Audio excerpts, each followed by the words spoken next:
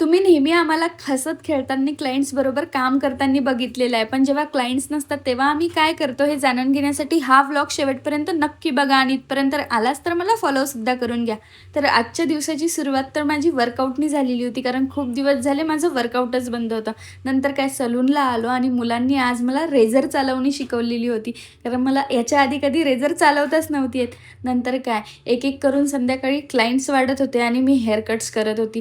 आज तर मी खूप छान अशी हेअरकट केलेली होती एकदम मन लावून, कारण क्लायंट स्पेशली माझा व्हिडिओ बघून आलेले होते, म्हणून मी तर एकदम हॅप्पी झालेली होती. तुम्हाला माझ्या हेअरकट्स कशा वाटतात तुम्ही मला कमेंट करून नक्की सांगा.